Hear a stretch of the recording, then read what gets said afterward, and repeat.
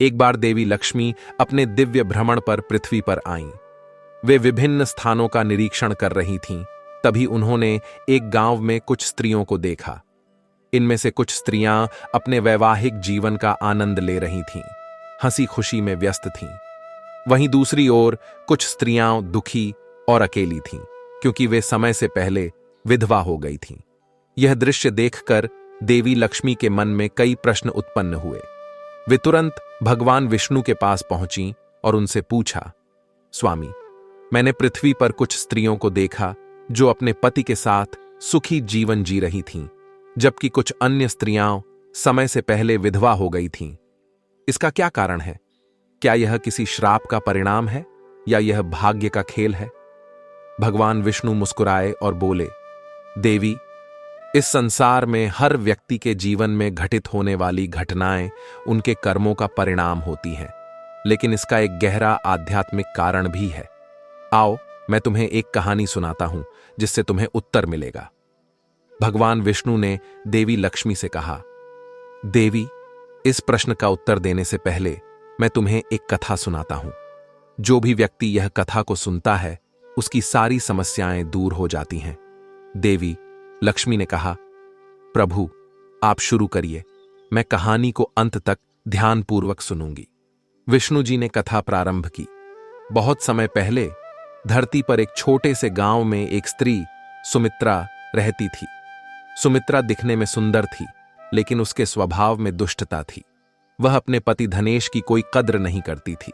सुमित्रा अक्सर पराये मर्दों से बातें करती थी और अपने पति के सामने उनका सम्मान नहीं करती थी। वह न तो कभी मंगलसूत्र पहनती थी और न ही सिंदूर लगाती थी, जो एक सुहागिन स्त्री के प्रतीक होते हैं।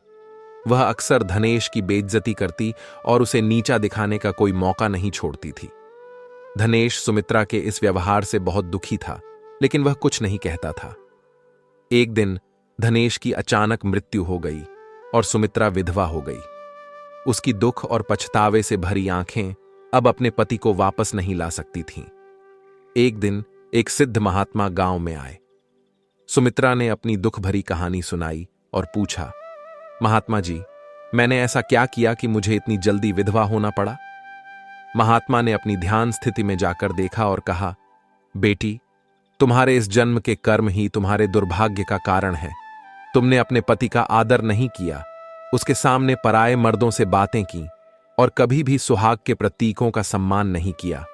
तुम्हारा दुष्ट और अपमानजनक व्यवहार ही तुम्हारे पति की असमय मृत्यु का कारण बना।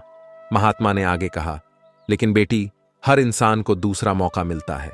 अपने इस कर्म को सुधारने के लिए तुम अच्छे कर्म करो, विधवाओं और जरूरतमंदों की सेवा करो और अपने जीवन को धर्म और आदर के मार्ग पर ले जाओ।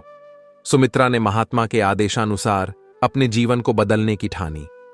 उसने गांव की विधवाओं की सेवा करनी शुरू कर दी, गरीबों की मदद की और समाज के हित के लिए अपने जीवन को समर्पित कर दिया। धीरे धीरे उसके अच्छे कर्मों ने उसके जीवन में शांति और संतोष लाया।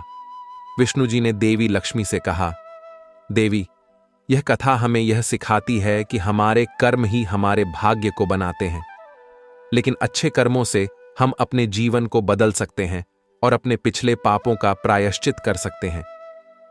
फिर माता लक्ष्मी ने भगवान विष्णु से कहा, लेकिन प्रभु, आपने बताया नहीं कि कौन सी स्त्री समय से पहले विधवा हो जाती है। भगवान विष्णु मुस्कुराए और बोले, देवी, अभी तक आपको समझ नहीं आया? देवी, वह स्त्री जो अपने पति का आदर नहीं करती, उसके प्रति अपने कर्तव्यों को नहीं निभाती, पराये मर्दों से अनावश्यक बातें करती हैं और अपने सुहाग के प्रतीकों जैसे मंगलसूत्र और सिंदूर का सम्मान नहीं करती, वह अपने जीवन में दुख और कष्ट का सामना करती है। भगवान विष्णु ने आगे कहा, एक स्त्री का पति उसकी जीवन की सुरक्षा और समर्थन का प्रतीक होता है।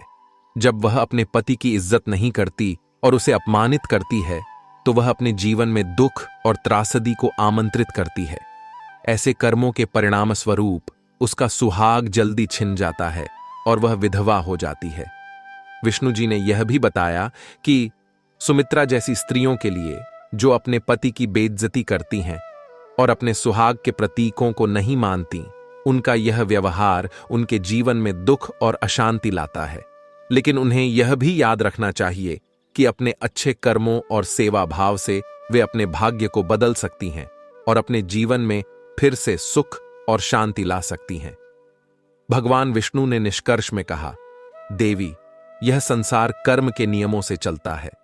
अच्छे कर्मों का फल सदैव अच्छा होता है और बुरे कर्मों का परिणाम दुख और कष्ट होता है। इसीलिए हर स्त्री को अपने पति का सम्मान करना चाहिए और अपने सुहाग के प्रतीकों का आदर करना चाहिए। इससे उसका जीवन खुशहाल और सुखमय रहेगा।